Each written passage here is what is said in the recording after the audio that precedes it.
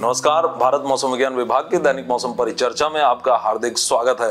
तो heat wave conditions जो पश्चिमोत्तर भारत और मध्य भारत और साथ ही साथ पूर्वी भारत के छिटपुट स्थानों पर अभी कल ऑब्जर्व की गई हैं, वो अगले 2 से 3 दिनों तक उनके चलते रहने की संभावना रहेगी। उसके पश्चात उसमें कमी आने की काफी अधिक संभावना है। और इसके अलावा जो दक्षिण पश्चिम मानसून है वो अभी अगले 2 से 3 दिनों के अंदर कर्नाटक के कुछ हिस्सों और साथ ही साथ आंध्र प्रदेश, तटीय आंध्र प्रदेश और रायलसीमा के कुछ हिस्सों को आच्छादित करेगा। अब यदि हम बात करें कि पिछले 24 घंटे में कल हमें किस तरह की हीट वेव कंडीशंस प्राप्त हुई, तो यदि हम इनकी बात करें तो हम देख सकते हैं कि यहाँ पर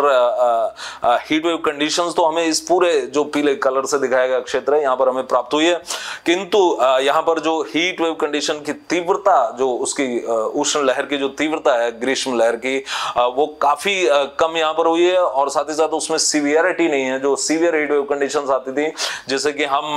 तापमानों के विचलन को 6.5 अथवा उससे अधिक से परिभाषित करते हैं, वो नहीं आई। और साथ ही साथ 47 डिग्री से अधिक के जो मैक्सिमम टेम्परेचर है वो भी यहाँ पर दर्ज नहीं किए गए। यदि देखा जाए तो केवल 46 डिग्री तक के टेम्परेचर हमें कुछ एक स्थानों पर हमें प्राप्त हुए, 45 से 46 डिग्री, जो कि हरियाणा पर, पंजाब पर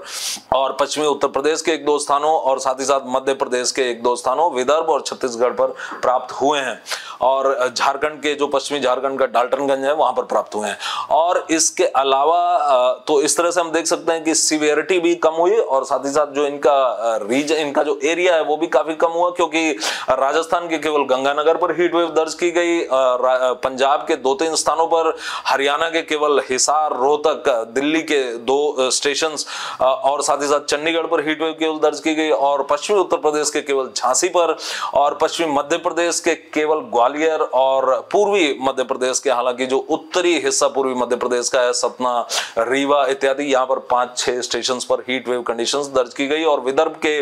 नागपुर और उसके आसपास के अकोला जैसे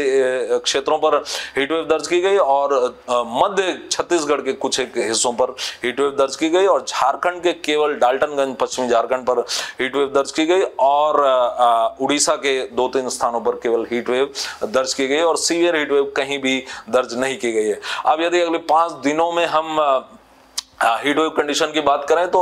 पंजाब, हरियाणा, पश्चिमी उत्तर प्रदेश और साथ ही साथ पश्चिमोत्तर मध्य प्रदेश, जो ग्वालियर और उसके आसपास का जो क्षेत्र है, दतिया इत्यादि, और साथ ही साथ पूर्वी मध्य प्रदेश का जो उत्तरी हिस्सा है, यहाँ पर अगले 2 दिन यहाँ पर इसी तरह की इंटेंसिटी के साथ, इसी तरह की तीव्रता के साथ हीट वेव चलेगी। हालांकि जैसा कि हम अभी देख रहे हैं कि जो नंबर ऑफ स्टेशन, जो हमें स्टेशन प्राप्त होंगे वो पहले जैसे नहीं होंगे। पहले तो इन सभी क्षेत्रों पर हमें कई स्थानों से लेकर सभी स्थानों पर हमें हीट वेव कंडीशंस प्राप्त हो रही थी, लेकिन अब वैसा होने वाला नहीं है। यहाँ पर हमें 2 से 4 स्थानों, 5 स्थानों तक ही हमें हीट वेव कंडीशंस यहाँ पर प्राप्त होंगी। और इसीलिए यहाँ पर हमने आज और कल 2 और 3 जून को यहाँ पर ऑरेंज कलर दिया है, और साथ ही साथ यदि हम 4 जून को आते हैं तो यहाँ पर हमने ऑरेंज कलर को घटा करके केवल येलो कलर में यहाँ पर तब्दील कर दिया। पश्चिमी उत्तर प्रदेश में यहाँ पर ऑरेंज कलर जारी रहेगा 5 तारीख तक। और इसके बाद में उड़ीसा पर अगले 4 दिन ऑरेंज कलर है, और क्योंकि तटीय क्षेत्र होने की वजह से यहाँ पर जो समुद्र से, बंगाल की खाड़ी से जो मॉइस्चर आती है, नमी आती है, उस नमी के सम्मिलन के कारण जो यहाँ पर हीट वेव होती है वो काफी घातक हो जाती है। इसलिए यहाँ पर इसके इम्पैक्ट, इसके प्रभाव को ध्यान में रखते हुए अगले 4 दिन तक यहाँ पर हीट वेव कंडीशंस दी गई है। लेकिन जो यहाँ पर, जैसा कि अभी मैंने कहा कि यहाँ पर जो हीट वेव कंडीशंस होंगी वो 2 से 3 स्थानों, 4 स्थानों से अधिक नहीं बढ़ेंगी, और वो भी उड़ीसा के केवल उत्तरी हिस्सों तक ही सीमित रहेगी। और साथ ही छत्तीसगढ़, विदर्भ पर भी अगले 2 दिन हीट वेव कंडीशन छिटपुट स्थानों पर रहेगी। और राजस्थान के, जैसा कि हमने देखा कि जो पश्चिमोत्तर मध्य प्रदेश से सटे हिस्से हैं वहां पर हीट वेव कंडीशंस आ सकती है, कोटा और उसके आसपास के जिलों पर, और पश्चिमी राजस्थान के गंगानगर और उसके आसपास के जिलों पर हीट वेव आ सकती है। और इसके अलावा यदि हम थंडरस्टॉर्म एक्टिविटी की बात करें तो चूंकि अभी हमारे पास एक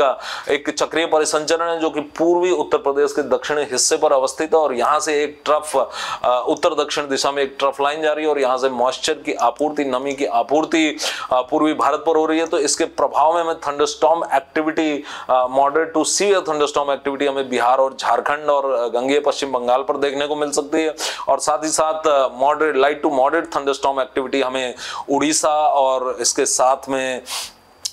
उत्तरी छत्तीसगढ़ और इसके अलावा गंगेय पश्चिम बंगाल पर हमें प्राप्त हो सकती है अगले 2 से 3 दिनों के दौरान। तो हीट वेव कंडीशंस हमारी जो है वो 5 जून से लगभग समाप्त प्राय हो जाएंगे और एक और यहाँ पर जो सिग्निफिकेंट वेदर सिस्टम अभी प्रभावित करने वाला है पश्चिमोत्तर भारत को, वो है एक पश्चिमी विक्षोभ जो कि 4 तारीख से अपना प्रभाव दिखाएगा और ये पश्चिमी विक्षोभ दक्षिण पश्चिमी हवाएं जो कि अरब सागर से लगातार राजस्थान पिछले 4 से 5 दिनों से बनी हुई है और जो कि प्रमुख कारक हैं जिन्होंने राजस्थान का तापमान जो 49 से 50 डिग्री तक जा रहा था उसे अब काफी कम कर दिया, 45 डिग्री के नीचे कर दिया और केवल एक स्टेशन कल राजस्थान पर 45 डिग्री के ऊपर जाता हुआ गंगानगर दिखाई दिया। तो इन दक्षिणी पश्चिमी हवाओं और पश्चिमी विक्षोभ के परस्पर अंतःक्रिया के फलस्वरूप 4 से 7 जून के बीच में पश्चिमोत्तर भारत पर हमें छिटपुट स्थानों पर हल्की से बहुत हल्की वर्षा और उसके साथ में थंडरस्टॉर्म एक्टिविटी हमें देखने को मिल सकती है और यहाँ पर जिसमें कि हिमाचल प्रदेश और उत्तराखंड भी इस थंडरस्टॉर्म एक्टिविटी का हिस्सा बन सकते हैं और साथ ही साथ यहाँ पर गस्टी विंड्स भी हमें 5 और 6 तारीख को ज्यादा इंटेंसिटी की गस्टी विंड 50 से 60 किलोमीटर प्रति घंटे की भी पंजाब, हरियाणा, दिल्ली, पश्चिमी उत्तर प्रदेश और उत्तरी राजस्थान पर हमें देखने को मिल सकती है 5 और 6 जून को। और इसके पश्चात यदि हम भारी वर्षा की तरफ अपना रुख करें तो आज भारी से अति भारी वर्षा केरल पर दर्ज की गई और साथ ही साथ भारी वर्षा तमिलनाडु और रायलसीमा पर दर्ज की गई और ये अभी यदि अगले 5 दिन के लिए हम इसका वार्निंग देखें तो अगले 5 दिन केरल पर भारी वर्षा जारी रहने की संभावना रहेगी और आज भारी से अति भारी वर्षा भी हो सकती है क्योंकि एक हमारे पास यहाँ पर चक्रीय परिसंचरण है जो दक्षिण पूर्वी अरब सागर और उससे संलग्न दक्षिण केरल तट पर है और इसके बाद तमिलनाडु पर भी आज भारी वर्षा के छिटपुट स्थानों पर संभावना रहेगी और साथ ही साथ आंतरिक कर्नाटक, दक्षिण आंतरिक और उत्तर आंतरिक कर्नाटक पर अगले 5 दिनों तक हमें भारी वर्षा छिटपुट स्थानों पर प्राप्त होती रहेगी और साथ ही साथ हल्की से मध्यम वर्षा कई स्थानों से लेकर सभी स्थानों पर यहाँ प्राप्त होने की संभावना रहेगी और साथ ही साथ तटीय कर्नाटक पर भी आज हमें भारी वर्षा प्राप्त हो सकती है। और अभी जो थंडरस्टॉर्म का एरिया अगले 48 घंटे के दौरान रहेगा वो मुख्यतया